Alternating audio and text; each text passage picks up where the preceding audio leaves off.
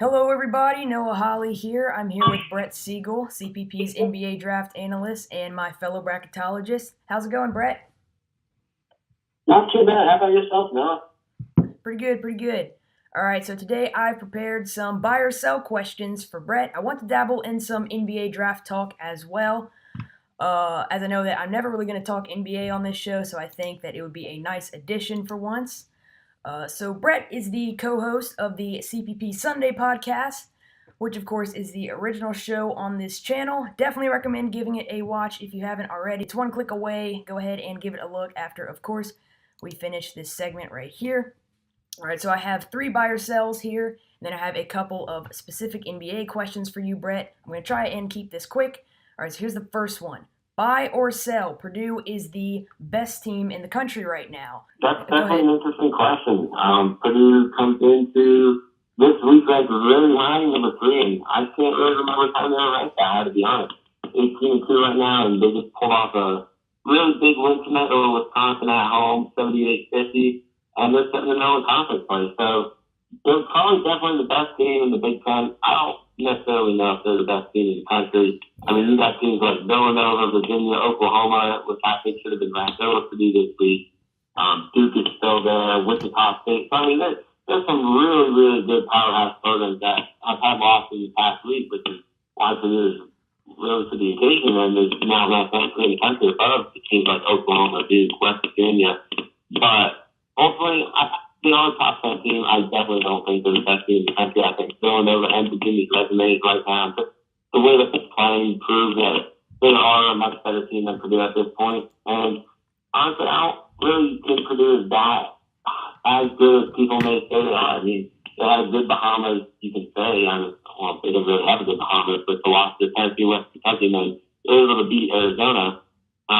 And then came around, beat Louisville at home, went on the road to there. So, I mean, they had some nice wins in this past week at Michigan, at Minnesota, two tough places to play, and were able to edge out victory. Michigan closer than it was against Minnesota, where they just rocked the Golden Ghost in that one.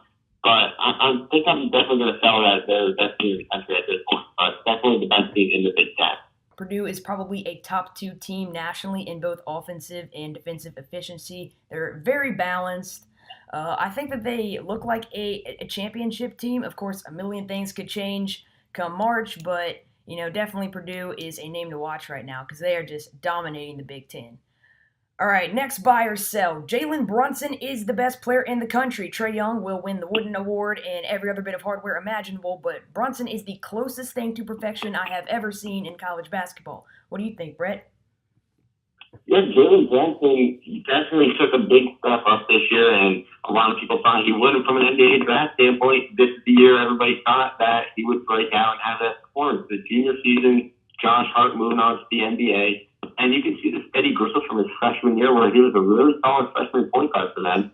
And then his sophomore year, improved drastically last year, and now this year he's the leader of this team, and he's led Villanova to their rightfully so number one seed right now in the AP Top 25 and the number one overall seed in bracketology, pretty much everybody's bracketology. So I don't think it's that far-fetched to say he's the best player in the country, but like you said, Trae Young is definitely going to win it at this point in the season, and I think Marvin Bagley is right behind Trae Young for the winning as well. So I think Brunson is probably the third or fourth best player in the country. I mean, you got three solid freshmen that are right there with him, with Trae Young, Marvin Bagley, DeAndre Ayton, who are just really rare talent and something you don't see in freshmen very often. I mean, Marvin Bagley should be in high school right now if you look at it, and he's a freshman enrolled at Duke that's just destroying everybody he plays. Nobody's really been able to slow him down, and he's just a double-double machine in college. He's getting 2-3 blocks a night, staying out of foul trouble for the most part, not really turning the ball over. And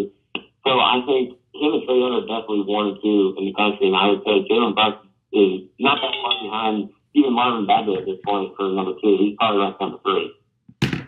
Yeah, I would probably say that Brunson is the most complete player in the country. I don't know about best. Oh, no doubt about that. Yeah. All right, so the final buy or sell. Arizona State is the most overrated team in the country. Not bad, but just not nearly as good as we build them up to be. I personally buy this. What do you think?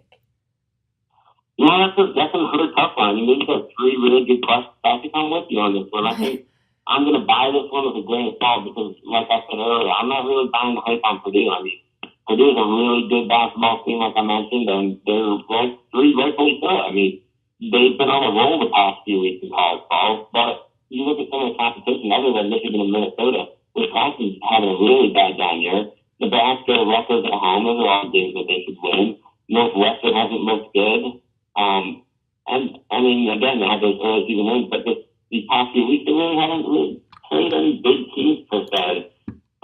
They're going into a hard part of the schedule where they'll play Michigan again at home, who's looking much better. And then at Indiana, which is always a tough place to go, they'll have Ohio State at Michigan State. So these are all games that will test them to see if they can win the Big Ten like we all think they can. Then on the other side of things, you got Arizona State, who started off the season 12-0 going into conference play, and everybody was high in Arizona State. I believe they were ranked number 2 at one point.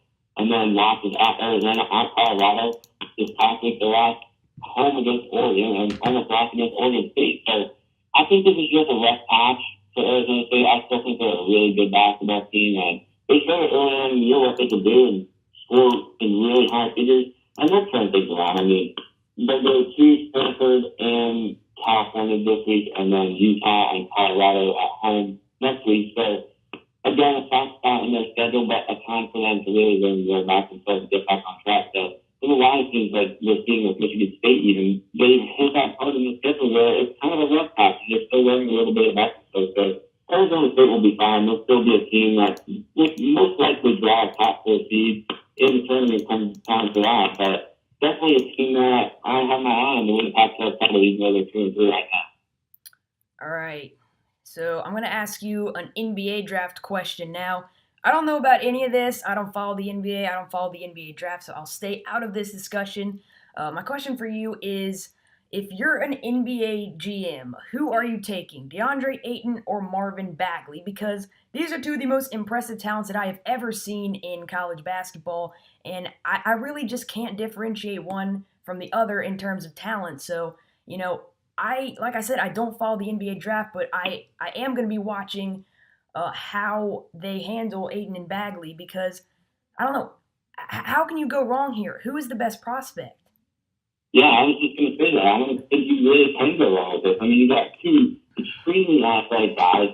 Marvin Bagley stands about 7 foot with he's on DeAndre 7'2". Both guys are over 230. I mean, they're going to dominate the left post. They're going to fight for every rebound. Both guys are averaging a double-double each game. DeAndre Ayton, 20 points, 11 boards, and Marvin Bagley, 22 points, 11 boards. And their shots are virtually the same as well. DeAndre Ayton averaging 1.5 blocks a game, Bagley 1.1. So it's really, it's whoever you want here. I mean, most likely the Hawks will end up with the first pick, and that's what's projected for right now. They're, I guess you could say, a game up on the Magic and the Kings for the number 1 pick. But they're a team that will probably look big. I mean, they have their guards practically set up with Ben Early. They tend to have made conferences in the past years. So I don't really think Trae Young will rise to number 1 in this case, but you can definitely make a case for him for number 1 as well, depending on who has that pick. But just for Marvin Bagley to DeAndre Ayton, personally, I would take Marvin Bagley. I've been high on him since, he's even reclassified. He's been number 1 on my big board since.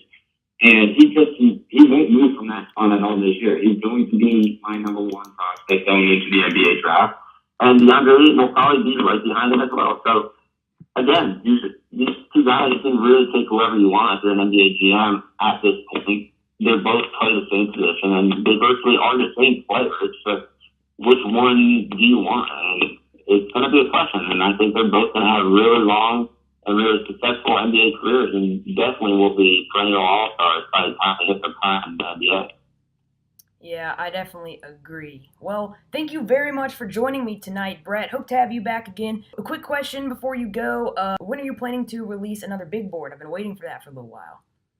We have one recently. So I've been kind of going steady with this one, kind of releasing them at the beginning of the month. I just released one at the beginning of January, and we'll probably be looking at the beginning of February. Until we hit March Madness, then we'll start picking them up every 2.5 weeks or so. But until we start zooming in on the NBA draft, we'll just keep it at 1 a month for now, and that way we can get more college basketball on our hands and continue watching. All right, well, when it does come out, I'll be sure to put a link in this show. I really do look forward to those. It's probably my main source of NBA draft information in the entire world, so thank you for that. I'm going to let you get back to tonight's games. Once again, thank you for joining me.